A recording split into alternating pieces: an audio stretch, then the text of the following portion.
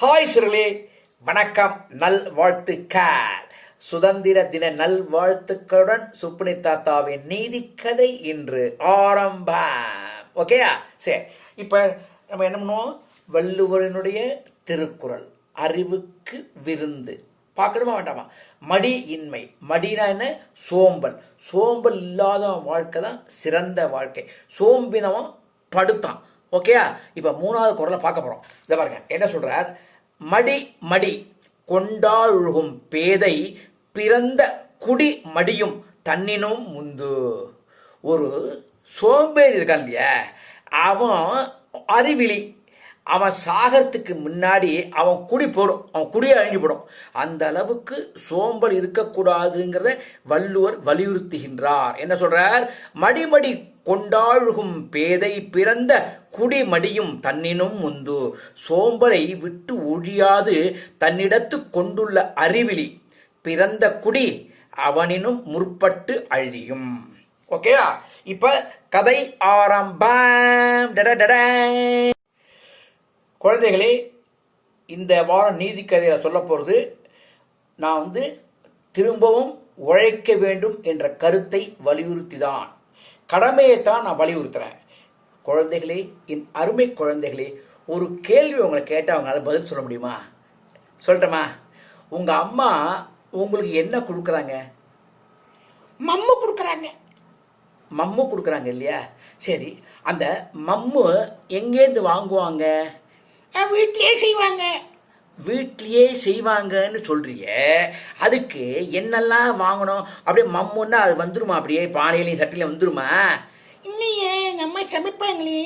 சமைப்பாங்கல்ல, அப்போ அதுக்கு என்ன வேணும்? அரிசி பருப்பு எல்லாம் தான் வேணும். அதெல்லாம் உனக்கு தெரியுதுல்ல, அதெல்லாம் யார் வாங்கி தருவாங்க? என்ன கேள்வி கேட்குறீங்க? எங்கள் அப்பா தான் வாங்கி தருவாங்க. அப்பா வாங்கி தருவாருன்னா அப்போ அப்பா என்ன பண்ணணும்? சம்பாதிக்கணும், வேலை பார்க்கணும். இப்போ வந்துட்டியா? அப்பா வேலை பார்க்கணும். வேலை பார்த்து சம்பாதிச்சாதான் அந்த பணத்தில் அம்மாவால் சமைக்க முடியும். புரிஞ்சுதா? அப்போ உன்னை ஸ்கூலில் சேர்க்குறாங்களா இல்லையா? ஆமாம், சேர்க்குறாங்க. போர் அடிக்குது. அதை சொல்லக்கூடாது, ஒழுங்காக படிக்கணும். சரி சரி சரி, ஸ்கூலுக்கு போகிறேன். உன்னை சேர்க்கறதுக்கு அவங்க செய்கிறாங்களா இல்லை? அப்போ அம்மாவுடைய கடமை என்ன? உன் குழந்தை பண்ண மாதிரி குழந்தைகளுக்கு உணவளித்து போடுறது. பிடித்தமான உணவுகள்லாம் போடுறாங்கல்ல உனக்கு. நீ கேட்டால் பூரி, சப்பாத்தி, உனக்கு என்னெல்லாம் வேணும் கேட்குறியா? தோசை, மசால் தோசை, ரவா தோசை, ஊட்டப்பம், பணியாரம் எல்லாம் சாப்பிட்றீல்ல, அதுக்கெல்லாம் காசு அப்பா சம்பாதிக்கிறார். அவர் கடமை சம்பாதிப்பது, அம்மாவுடைய கடமை உனக்கு சமையல் பண்ணி எல்லாருக்கும் சாப்பாடு போடுறது. அதே மாதிரி உன்னை பள்ளிக்கூடத்தை சேர்க்கறதும் பெற்றவங்களுடைய கடமை. புரிஞ்சுதா? அப்ப நீ ஸ்கூலுக்கு போற, ஸ்கூல்ல என்ன பண்றாங்க? என்ன கேள்வி கேட்குறீங்க தாத்தா? டீச்சர்லாம் நடத்துவாங்க பாடம். பாடம் நடத்துறாங்கல்ல டீச்சர்லாம். அப்படி என்ன பண்ணிட்டு இருப்ப? போர் அடிக்கும், கேட்டுட்டு. அதான் சொல்லக்கூடாது. சரி சரி, கேட்டுட்டு இருப்பீல்ல? ஆமாம். அப்ப டீச்சர், மிஸ்ஸு அல்லது ஆசிரியர், ஆசிரியை, வாத்தியார், நாங்கள்லாம் வாத்தியார் தான் சொல்லுவோம் அந்த காலத்தில். சரி, அவங்க பாடம் நடத்துறாங்க இல்லையா, அவங்களுடைய கடமையை அவங்க செய்கிறாங்க இல்லையா? அம்மாவுடைய கடமையை செஞ்சுடுறாங்க, அப்பாவுடைய கடமையை செஞ்சுடுறாங்க.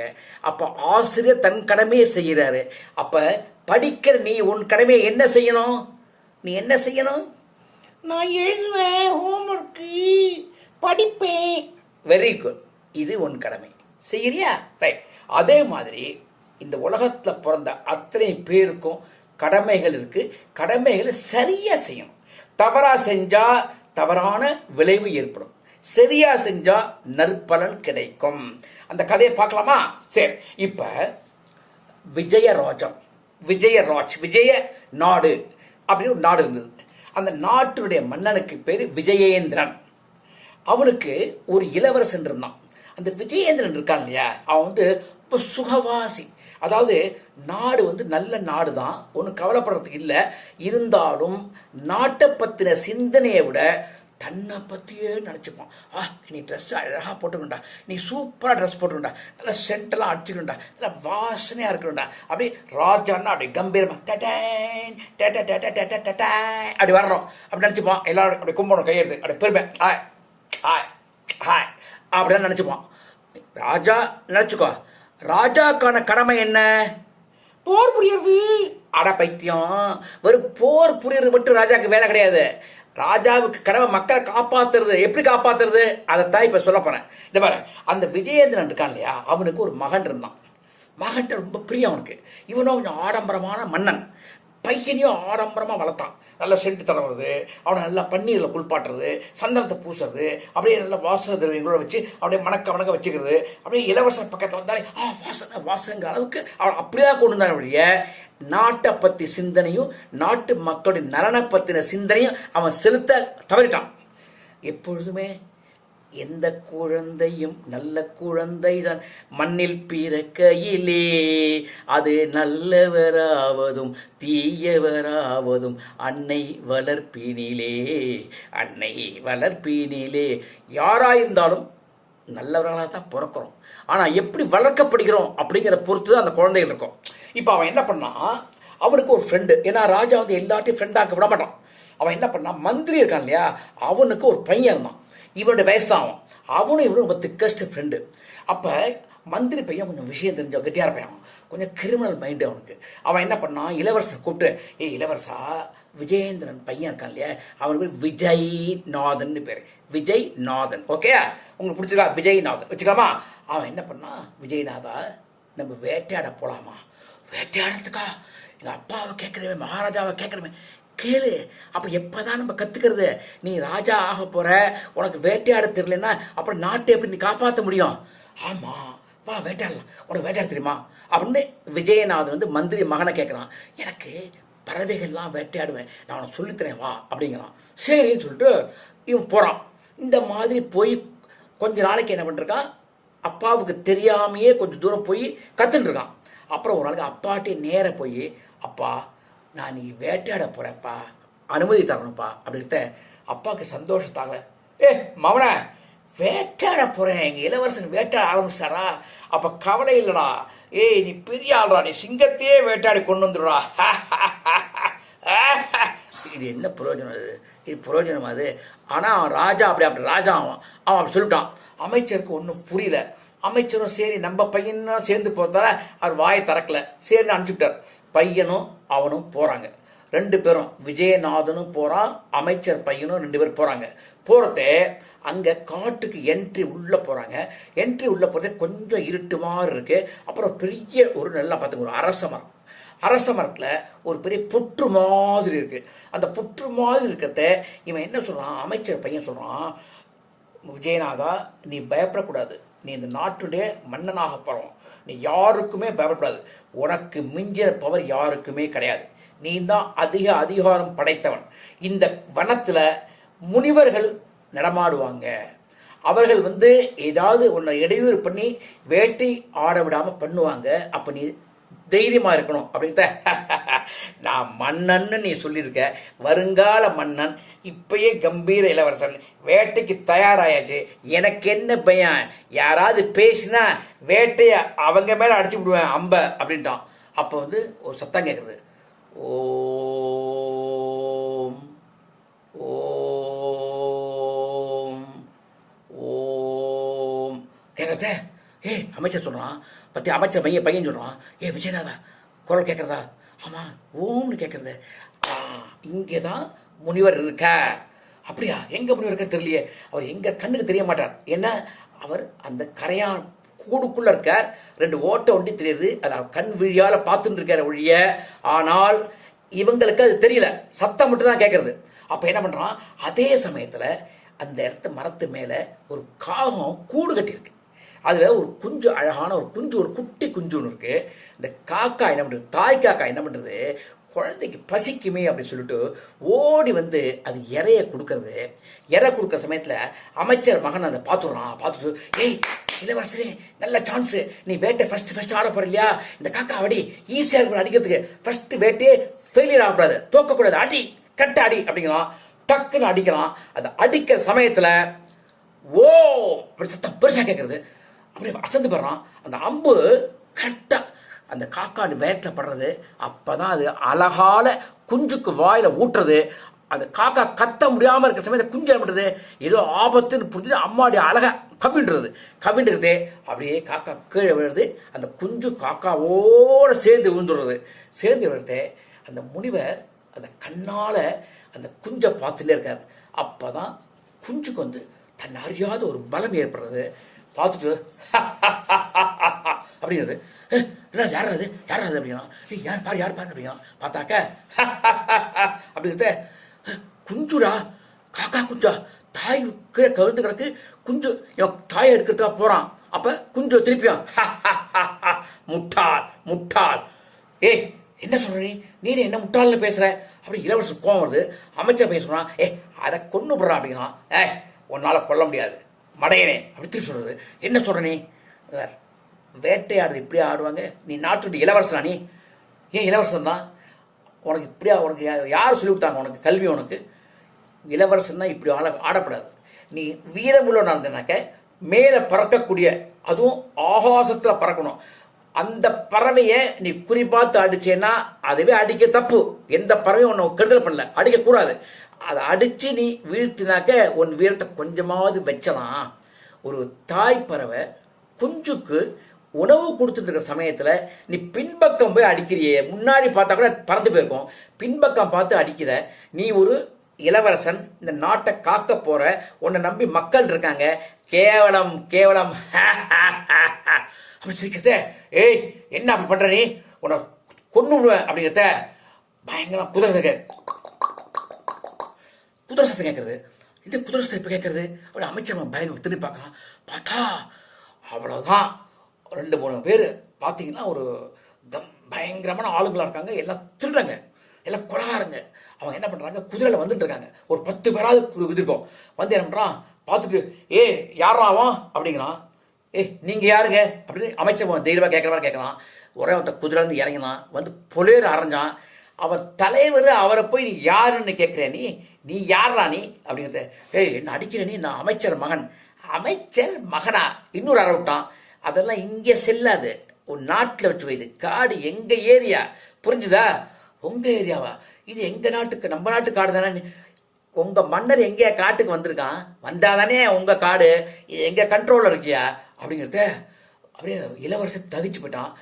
நீ யாரா அப்படிங்கிறான். ஆனால் பயந்துட்டு, விஜயநாதன், விஜயநாட்டு இளவரசன் அப்படிங்கிறான். இவன் நாட்டை காப்பாற்ற போகிறான், நான் என் பேச்சே வரல உனக்கு அப்படின்னு அந்த தலைவர் சொல்கிறத எல்லாரும் சிரிக்கிறத வெக்கமாப்படுறது. அப்போ குஞ்சு சொல்கிறது, குஞ்சு சிரிக்கிறது என்னடா அதுன்னு பார்த்துட்டு அங்கே தலைவர் வந்து திருடன் தலைவர் வரார். வந்து பார்த்தோன்னே அப்போ தலைவருக்கு அந்த திருடன் இருக்கான் இல்லையா, அவன் அந்த காட்டிலேயே திருடி சுற்றுறவன் தான், யாராக வந்தால் பிடிச்சி திருடுறவன் தானே அவன் என்ன பண்ணுறான், அவனுக்கு காட்டில் எல்லா முனிவர்களும் எங்கே இருக்காங்கலாம் தெரியும். அவனுக்கு எந்த இடத்துல முனிவர் இருக்காங்கிறது அவன் கண்டுபிடிச்சிருக்கான். அப்போ இந்த காக குஞ்சு இந்த அளவுக்கு சிரிக்கிறதுனா அதுக்கு முனிவருடைய சக்தி கிடைச்சிருக்குன்னு சொல்லிட்டு அப்படியே அரசபுரத்தை சுற்றி பார்க்குறான். அந்த இடத்த கண்டுபிடிச்சிடலாம், எது அந்த புற்று மண் இருக்கு கண்டுபிடிச்சிடலாம். இங்கே தான் முனிவர் இருக்காரு. அப்போ அவருடைய கண்ணையை பார்த்துடுறான். அப்படியே கையில் கும்பிட்றான், என் கண்ணை மூடிடுறான். ஏன்னா பண்ணுற தொழில் தப்பான தொழில் இல்லையா, அப்படி திரும்புகிறான். அப்போ குஞ்சு கேட்குறது, கல்வர் தலைவனே, நீ கல்வர் தலைவன் சொல்கிறியே, நீ ஒரு உதவி செய்யப்படாதா? என்ன உதவி செய்யணும் உனக்கு? எங்கள் அம்மாவை இந்த இளவரசன் பின்புக்கமாக வெட்டி அடித்து வீழ்த்துட்டான், அம்பு அடிச்சு. இவனுடைய சாமர்த்தியம் வந்து அசிங்கமானது. இப்போ தாய் உயிருக்கு போராண்டிருக்கா, எனக்கு தாய் வேண்டாமா, எனக்கு பறக்கிறது சக்தி வரலையும் எனக்கு உணவு யார் கொடுப்பா, நீ தானே என்னை காப்பாற்று. இவன் காப்பாற்றக்கூடிய நான் இவன் அழிக்கக்கூடிய இளவரசனாக இருக்கான் அப்படிங்கிறத. ஆமாம் நான் உன்னை காப்பாற்றுறேன் அப்படின்னு ப்ராமிஸ் பண்ணுறான். உடனே குஞ்சு வந்து அப்படி சிரிக்கிறது. அப்படியே காக்கா வந்து எட்டி பார்த்து கான்னு அன்பாக கத்துறது. அப்போ இளவரசனை உடனே கல்வன் தலைவர் சொல்கிறான், இவனை கட்டி போடுறா, 2 பேரை கட்டி போட குதிரல அப்படிங்கிறான். எதுக்கு கட்டி போடுறீங்க, எதுக்கு அப்படிங்கிறான் இளவரசன். உன்னை வச்சுதான்டா நாங்கள் காரியமே சாதிக்கணும். இதை வர்றா, ஒரு வாரமாக எங்களுக்கு பணம் ஒன்றும் கிடைக்கல. எங்களுக்கு பொண்ணு பொருள் நிறையா கொள்ளடிச்சு பழக்கம், நிறையா மூட்டை மூட்டையாக வச்சுருக்கோம். ஆனால் ஒரு வாரமாக கொள்ளை அடிக்கலையா, எங்களால் சும்மா இருக்க முடியாது, நிறையா பணம் வேணும். நீனும் காக்காவை தான் அடிக்கிற, நீ ஈஸியான ஆள், உன்னை வச்சே உன் அப்பா எப்படி நான் கண்டுபிடிச்சிப்பேன். ஆகையினால அழகாக குதிரையில் படுத்துக்கோ, அழகாக படுத்துக்கோ அப்படிங்கிறான். என்னையா சொல்கிற, நான் பட்டு மெத்தையில் படுத்தோம்யா. பாட்டுடா ஒரு அரை விட்டான், ஐயோ படுத்து அப்படி டபால் தாவினான், அப்படியே குதிரை முதுகில் படுத்துட்டான். கட்டுக்கடை ஆகணும், ஒரு காயத்தை போட்டு கட்டினாங்க. சொல்கிறதுக்கு முன்னாடியே இளவரசமாக போய் அடுத்த குதிரையில் படுத்துட்டான். அவனையும் ஒரு கட்டினாங்க. கட்டினோன்னே இவர் தான் இந்த நாட்டை காக்கக்கூடிய இளவரசர், இவருக்கு நண்பர் அமைச்சர் மகன். இந்த நாடை பார்த்தீங்களா ஐயா அப்படிங்கிறத காக்கா சொல்கிறது. காக்கா குஞ்சு சிரிக்கிறது, தலைவரை நம்மளை விட்டு போயிட்டீங்களே அப்படிங்கிறது. இதில் ஒன்று ஆயிஷு பறஞ்சுட்டு காக்காவையும் குஞ்சையும் சேர்த்து தன் மடியில் வச்சுட்டு அதை முதல்ல கல்வர் தலைவன் போகிறான். மற்ற குதிரைகள் போகிறது. இந்த 2 பேரும் கட்டி போட்டிருக்காங்க. நேராக அரண்மனைக்கு போகிறான். எந்த வீரனும் ஒன்றும் செய்ய முடியாது. செஞ்சிங்கன்னா இந்த 2 பேரையும் வெட்டி விடுவோம் அப்படிங்கிறான் தலைவர். உடனே எல்லாரும் பயந்து அப்படி கையிட்டு இருக்கிறாங்க. அப்போ மன்னர் அமைச்சர் வேகமாக ஓடி வராங்க. தளபதியும் வரான். வந்த உடனே ஒன்றுமே புரியவே இல்லை. அப்போ கல்வர் தலைவன் கேட்குறான், உன்னுடைய மகன் காட்டில் வேட்டையாடுறத நான் பிடிச்சேன். எனக்கு உன் மகனை விடுதலை பண்ணணும்னா எனக்கு கஜானாவில் இருக்க அத்தனை பொண்ணும் பொருளும் எனக்கு மூட்டை கட்டி எனக்கு வரணும். அப்படி கொடுக்கலன்னா இப்பயே ஒரே போடு 2 பேரையும். அப்படி பெரிய கத்தி வச்சுட்டு இருக்கான், வால். என்ன சொல்ற சொல்லு, 1 2 3 ஆனா ஆவன்னா ஈனா ஈன்னா வரலையும் ஏன்றேன், சொல்லு என்ன சொல்கிறேன் அப்படின்னா.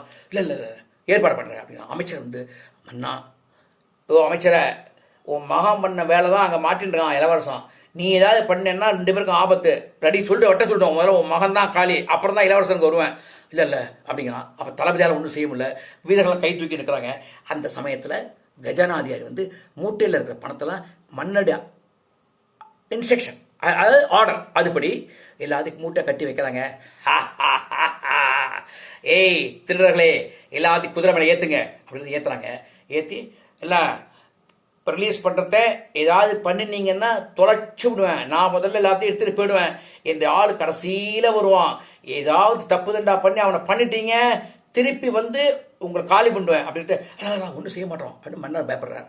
உடனே அப்போ கிளம்புற சமயத்தில் முட்டாளுக்கு முட்டாள் அடிமுட்டாள் என்ன சொல்கிறது அப்படி பார்க்குறாங்க. அந்த காக்காவுடைய குஞ்சு சிரிக்கிறது, கோபமாக பேசுறது. கல்வர் தலைவனே, உனக்கு அறிவு இருக்கா உனக்கு? என்ன சொல்ற நீ? காப்பாத்துறேன்னு சொன்னியே, நீனும் இந்த மன்னன் மாதிரி இளவரசன் மாதிரி இந்த அமைச்சர் மகன் மாதிரி கைவிட்டுட்டேடா. நீ என்னடா நீ கல்வன்? நீ உனக்காவது திருட்டு புத்தி ஒத்துக்கிற, ஆனால் என்கிட்ட ப்ராமிஸ் பண்ணி இல்லை, பண்ணினதை நீ ஏமாத்தலாமா அப்படின்ட்டு. ஆமாம் அப்படின்ட்டு அவனுக்கே ஒரு மனசில் பயம் வருது. அப்போ மன்னரை உடனே வைத்தியரை கொண்டா அப்படின்னா இந்த வைத்தியரை வர சொல்கிறாங்க. இந்த காக்காவை வைத்தியம் பாரு, உன் மகன் முதல்ல அடிச்சது காக்காவை, அதுவும் என்ன அது குஞ்சுக்கு உணவு கொடுக்கறத பின்பக்கமாக அடிச்சிருக்கான். இவன் ஆளாயவன், நீ ஒரு அப்பனா அவனுக்கு அப்படின்னு சொல்லிட்டு ராஜ தலையை கொண்டு இருக்கார். இளவரசர் அவருக்கு பயந்து நிற்கிறான். அப்போ வைத்தியர் வேகமாக அந்த மூலிகை சாரெல்லாம் புரிஞ்சு காக்காக்கு கட்டெல்லாம் போட்டு எல்லாம் கொஞ்சம் அப்படியே கொஞ்சமாக சரி பண்ணிட்டு இருக்கார். குஞ்சு பார்த்து சந்தோஷமாக உட்காந்து இருக்கு. அப்போ கல்வன் உன் காக்காக்கு உங்கள் அம்மாவுக்கு நான் வழி பண்ணிட்டேன், நான் போகலாமா அப்படிங்கிறத. கல்வனே தலைவனே நெல் அப்படிங்கிறது. அந்த குரல் ஒரு கம்பீரம். இந்த கம்பீரத்தை பார்த்தோன்னா அவனுக்கே மனசு ஒரு பயமாக இருக்குது. என்ன காரணம்னா அந்த குஞ்சுடைய கண்ணை பார்க்குறான். கண்ணை பார்க்கறதே உடம்பு நடுக்க வந்துடுது. ஏன்னா அந்த கண்ணு முனிவர் கண்ணு பார்த்தான் இல்லையா, அந்த முனிவர் கண்கள் தான் இந்த குஞ்சுனுடைய கண்களாக தெரிஞ்சது அவனுக்கு. ஓ, அப்போ பவர்ஃபுல் கண், இது பலமிக்க கண், இது சக்தி வாய்ந்த தவக்கண் அப்படி புரிஞ்சுட்டான். இந்த அளவுக்கு அது அதிகாரம் பண்ணுறதுனா அது சக்தி இருக்குங்கிறது அவன் புரிஞ்சுட்டான். அரசனுக்கும் அமைச்சருக்கும் டக்குன்னு அது புரியல. அப்போ அது கேட்டது, கல்வனே நெல் திருப்பி சொல்லிட்டு அப்படின்னு நான் கைகிட்டு இதப்பா மன்னரை கூப்பிடு, மன்னரே வாங்க அப்படின்னாப்புல. மன்னர் தள்ளி பேசிட்டு இருந்தார். மன்னர், தளபதி, அமைச்சர் எல்லாரும் வராங்க. வந்துடுறேன் மன்னா, நான் ஒரு விஷயம் சொல்லுவேன் உங்களுக்கு அப்படின்ட்டு. என்ன சொல்கிற சொல்லு.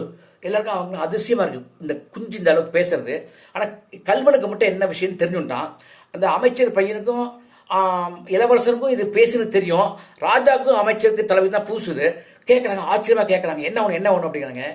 இந்த நாட்டை ஒழுங்காகவே இந்த மன்னர் ஆளலப்பா, அதனால தான்ப்பா பிரச்சனைகள் ஜாஸ்தியாக இருக்குது. ஏதாவது மன்னர் நாட்டை ஆண்டாதானே மக்கள் என்ன பாடுபடுறாங்கங்கிறது தெரியும். கடமை தவறிய மன்னன் இருக்கிறதுனால தான் நாடு கஷ்டத்தில் இருக்குது. இந்த காட்டு தலைவனோட கொள்ளடிக்கிறான்னா என்ன அர்த்தம்னா மன்னன் எங்கேயுமே போய் எதையுமே கவனிக்கலேன்னு தெரியறது இல்லையா அப்படிங்கிறத அமைச்சர் ஆமாம் அப்படிங்கிறார். நீங்களும் கடமை தவறிட்டீங்க. அறிவுசார் அமைச்சராக இருக்கிற நீங்கள் சரியான அறிவுரையை சொல்லவே கிடையாது. அதுவும் உங்கள் தவறு.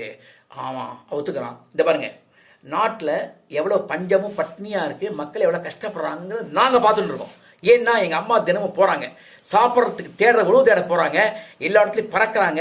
ஒவ்வொரு மனிதர்களும் சாப்பிட்றதுக்கு கஷ்டப்படுறத கண்ணால் பார்க்குறாங்க. எங்கிட்ட சொல்கிறாங்க இன்றைக்கி உணவு கிடைக்கல, சாப்பாடு இல்லை, மக்கள் கஷ்டப்படுறாங்கன்னு சொல்கிறாங்க. இன்றைக்கி அப்படி இருக்கிறது எனக்கே தெரியறத ஒரு மன்னனாக இருக்கிற உனக்கு தெரிய வேண்டாமா?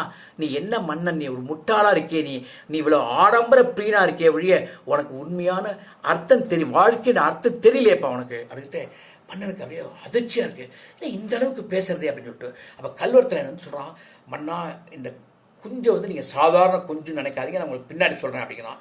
அப்படியா அப்படிங்கிறான். இந்த பார் நான் சொல்கிறேன், கல்வரே, தலைவனே, நீ பார், இவ்வளோ மூட்டையை கட்டிட்டு போகிறேன் இல்லையா? ஆமாம். எதுக்காக போகிறேன்? நான் நாட்டு சாம்ராஜ்யம் ஆள்றதுக்கு போகிறேன். எந்த சாம்ராஜ்யம் ஆள போகிறேன்? எனக்கு ஒரு சாம்ராஜ்யம் உருவாக்கிக்க போகிறேன். உருவாக்கி என்ன செய்ய போகிறேன்? ஆள போகிறேன். என்ன செய்ய போகிறேன்? முதல்ல நான் ஒன்று சொல்லட்டுமா? 4 பேர் உட்காந்துங்க. தலைவரை உட்காரியா, அமைச்சர் உட்காரு, தளபதி உட்கார், ராஜா உட்காருங்க. ஒரு சிப்பந்தி எல்லாருக்கும் இட்லி போடுறான். அதுக்கு முன்னாடி ஒரு விவசாயி அழைச்சிட்டு வா அப்படின்ட்டு ஒருத்தர் விவசாயி அழைச்சிட்டு வரான். 5 பேர் உட்காந்துக்கிறாங்க. எல்லாருக்கும் 4 இட்லி வை ஃபர்ஸ்ட் அப்படி வை அப்படிங்கிற குஞ்சு. அதான் இந்த குஞ்சுனுடைய அதிகார தோரணையை பார்த்து பயந்து போய் டக்கு 4 இட்லி வைக்கிறான் சமயக்காரன். அப்போ மன்னர் தொடாமல் சாப்பிட்றாரு, அது பட்டும் படாமல் சாப்பிட்றாரு. தளபதி அப்படியே ஒரு இட்லி 1.5 இட்லி சாப்பிட்றான். அமைச்சர் இன்னும் ஒரு இட்லி போதுமேன்னு ஒரு இட்லி சாப்பிட்றார். அந்த விவசாயி அபுக்கு அபுக்கு அபுக்கு அபுக்கு 4 இட்லி சாப்பிட்றான். அப்போ குஞ்சு சொல்கிறது, அப்பா சமயக்காரர், இந்த விவசாயிக்கு இன்னும் 4 இட்லி போடு. டக்கு 4 இட்லி போடுறான். டபக்கு டபக்கு டபக்குன்னு சாப்பிட்றது. அவங்க 3 பேரும் அப்படி சிரிக்கிறாங்க, கேவலமாக சிரிக்கிறாங்க. விவசாயியெல்லாம் கண்டுக்கவே இல்லை. பசி அவருக்கு. இன்னொரு 4 இட்லி போடுப்பா. இன்னொரு 4 இட்லி போடுறான். 12 இட்லி ஆச்சு. இன்னொரு 4 இட்லி போடு. 16 இட்லி ஆச்சு. அவங்க ஒரு இட்லி கூட ஒழுங்காக முடிக்கல. மன்னரும் முடிக்கல, அமைச்சரும் முடிக்கல, தளபதி 2 இட்லி சாப்பிட்ருக்கான், இவன் 16 இட்லி சாப்பிட்ருக்கான். அப்போ தான் அந்த கல்வனும் என்ன பண்ணுறான் தெரியுமா? 4 இட்லி மேலே அவனை சாப்பிட முடியல. அப்போ தான் அதை கேட்குறது, கல்வர் தலைவனே, இவ்வளோ பொன்னையும் பொருளையும் எடுத்துக்க முடிய ஒரு வயதுங்கிற ஒரு ஜான் தான் பார்த்து இல்லை. ஒவ்வொருத்தருக்கு தேவை எப்படிங்கிறது வயத்தை வச்சு தான் நீ பார்க்கணும். மன்னர் சாப்பிடல, அதே தளபதியும் சரியாக சாப்பிடல, அமைச்சரும் சரியாக சாப்பிடல, நீ ஏதோ சாப்பிட்ட. ஆனால் உண்மையில சாப்பிட்டவன் இந்த ஏழை விவசாயி தான். ஏன்னா பசி அப்படிங்கிற ஒரு பிணி, அந்த பசிங்கிற பிணியால் பீடிக்கப்பட்டவன் இந்த மனிதன். மற்றவங்களுக்குலாம் அந்த பசிப்பிணி தெரியல. ஏன்னா அவங்க இருக்கக்கூடிய இடம் அந்த மாதிரி சௌகரியமான இடம், இவன் இருக்கக்கூடிய இடம் வந்து கஷ்டமான இடம். இவனை தான் நீங்கள் மேலே தூக்கி விட்டு முன்னேற்றணும். அதுக்கு தான் ராஜாங்கிறவன். ஒரு சண்டை போட்டு அம்பு எய்தி அநியாயமாக ஒரு பறவையை சாய்க்கிறது நாட்டு மக்களுக்கு நல்லது கிடையாது. ஒரு மன்னன்கிறவன் வெறும் போர் புரியறதுக்கு மட்டும் கிடையாது. அவனுடைய கஷ்டங்களை போக்கி அவங்களுக்கு சுகத்தை கொடுத்து காப்பாற்றுறான் இல்லையா, அவன்தான் நாட்டை காப்பாற்றும் மன்னன். ஒரு போர்ல நின்று போராடிக்கிறது மட்டும் அவன் வேலை கிடையாது இல்லையா. அதோட கடினமான வேலை பசி அப்படிங்கிற போரை ஜெயிக்கிறது தான். இப்போ மன்னன் தோத்து போயிட்டான்னு தெரிஞ்சா அவங்களுக்கு. அப்போ மன்னர் அப்படியே வெக்கி தலைகுனிறார், அமைச்சரும் வெக்கி தலைகுனிறார். தளபதி உண்மையை சொல்ல முடியல.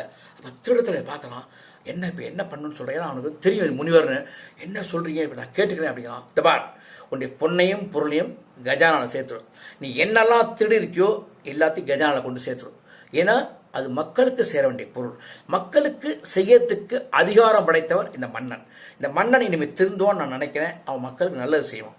நீ என்ன பண்ணு, உன்னுடைய கூட்டத்தை வச்சு உழைக்கிறதுக்கு வழியைப்பார் அப்படின்ட்டு. சரி சரி சரி முனிவரே, சரி முனிவரே நமஸ்காரம் பண்ணுறான். அப்போ அப்படியே அவன் தலையில் வந்து பூ மாதிரி பொழியிறது. அப்போதான் அவங்களுக்கு ஆச்சரியமாக இருக்குது, இந்த முனிவருங்கிறான இந்த திருடர் தலைவன். அவங்க அரசர் பார்க்குறார், அந்த அமைச்சர் பார்க்குறாப்புல, தளபதியை பார்க்குறாப்புல. அப்போ தான் இளவரசன் சொல்கிறான், அப்பா அப்பா நாங்கள் வேட்டையாட போகிற சமயத்தில் ஓம் ஓம்னு சத்தம் கேட்டுது. ஒரு ஒரு பெரிய கரையா பொந்துக்குள்ளேருந்து தான் கேட்டுது. அப்போ தான் அமைச்சர் மகன் சொன்னாப்புல, இங்கே எல்லாம் முனிவர்கள் தவம் செய்யக்கூடிய இடம், நீ எதுக்கு கவலைப்படாமல் தைரியமாக இருக்குன்னு சொல்கிறத நான் வந்து ஜம்பமாக பேசினேன். ஆனால் எனக்கு என்னமோ இந்த முனிவர்னு சொல்கிறத பார்த்தா அவராக தான் இருக்குமோன்னு சந்தேகமாக இருக்குங்கிறத அந்த கல்வெடுத்தவன் ஏன்னு சொல்கிறான். இந்த அரச மரத்துக்கு கீழே ஒரு முனிவர் இருந்தார். அவர் நான் அடிக்கடி நிறையா இடத்துல கொள்ளடிக்க போயிட்டு நான் பார்த்துருக்கேன். அவங்களுக்கு கொள்ளையடிக்கிறதே பிடிக்காது. நான் அவங்கள பயந்துன்னு பார்க்காமே போயிடுவேன். ஆனால் அவங்களுக்கு எல்லாமே தெரியும். அவங்களும் நல்ல சமயத்தை எதிர்பார்த்து தான் இருந்திருக்காங்க. நான் ஒரு முனிவரை அரச மரத்தில் பார்த்தேன். அந்த முனிவருடைய கண்கள் தான் இந்த குஞ்சுகளுடைய கண்கள் நான் பார்த்தேன். அதனால் இது அதே கண்கள் தான் இது. அந்த கண்கள் தான் இப்போ நான் அறிவுறுத்தி திருத்தி இருக்கு. இந்த நாட்டு மன்னனையும் திருத்தி இருக்கு, அமைச்சரையும் திருத்தி இருக்கு. கடமை தவறியவர்களை அவரவர்கள் கடமையை செய்யறதுக்கு தூண்டி இருக்கு. எனக்கு திருடுறது தொழில் கிடையாது. நான் தப்பு பண்ணிட்டேன், படிக்காதவன். எனக்கு ஏதாவது விவசாய வேலை கொடுங்க, நான் விவசாயம் செய்கிறேன். என் தொழில் முழுக்க என் கூட்டாளி முழுக்க விவசாயத்தை இறக்கி விடுறேன். ஒரு வீடு வாசல் கொடுங்க, நிலம் கொடுங்க அப்படின்னா மன்னர் சந்தோஷமா உடனே எழுதி கொடுத்துட்றாரு. அமைச்சர் நிலத்துக்கு ஏற்பாடு பண்ணி கொடுத்துட்றாரு. அவன் சந்தோஷமாக இருக்கான். அதே மாதிரி அமைச்சருக்கும் வெக்கமாக இருக்குது. அமைச்சர் சொல்கிறார், இனிமேல் நான் நாட்டை நல்லா கவனிக்கிறதுக்கு மன்னருக்கு அட்வைஸ் பண்ணுறேன் அப்படின்னாப்புல. மன்னர் சொல்கிறார், குஞ்சே நீ வந்து காக்கா குஞ்சு நான் நினைக்கல, நீ இறைவனாகவே வந்து எனக்கு வந்து அருள் பண்ணிக்கிட்டேன்னு நான் நினைக்கிறேன். என் மகன் வந்து ஒரு விதத்தில் இந்த வேட்டையாடுறது தப்புன்னா கூட இதனால எனக்கு நல்ல விஷயம் தெரிஞ்சுது. அவன் இனிமேல் வேட்டையே ஆட மாட்டான். நாட்டு மக்களை காப்பாற்றுறது மட்டும்தான் நான் சொல்லிக் கொடுப்பேன். அதுவும் எப்படி காப்பாற்றணும், பசி பிணி இதுலேருந்து அவனை காப்பாற்றி நான் சொல்லிக் கொடுப்பேன் வழியே வேறு எந்த கெட்ட விதமான போர் பயிற்சி அவனுக்கு கொடுக்க மாட்டேன். இது உறுதி அப்படிங்கிறத அப்படியே காக்கா என்ன பண்ணுறது, மெல்லமாக ரெக்கையை தூக்குறது. கா கா கா கா கா. குஞ்சு மேலே உட்காந்துருக்கு. அப்படியே குஞ்சும் ஆக ஆக ஆக ஆக ஆக அப்படிங்கிறது. காக்கா வேகமாக பறக்காது. காக்கா கொஞ்சம் சரியாக உடம்பு இன்னும் கொஞ்சம் மேலே பறக்குது. கா கா கா கா கா கா கா கா கா கா கா கா கா கா அப்படி நன்றி நன்றி நன்றி நன்றி அப்படிங்கிறது. சந்தோஷம் தாங்க எல்லாருக்கும். எல்லாரும் அப்படியே கை காமிக்கிறாங்க. அப்போதான் குஞ்சு சொல்றது, அவரவர்கள் கடமையை ஒழுங்காக செய்தால் நாடு நலம் பெறும், நீங்களும் நலம் பெறுவீர்கள், நாங்களும் நலம் பெறுவோம் அப்படிங்கிறத நிச்சயமா அப்படின்னு மன்னர் சொல்றார். எல்லாரும் கும்பிடுறாங்க. கதை முடிந்தது. குழந்தைகளே, நீங்கள் உங்கள் கடமை என்ன, ஒழுங்காக படிக்கணும். படிக்கிறீங்களா? போய் ஹோம்ஒர்க் பண்ணு போங்க. ரைட்.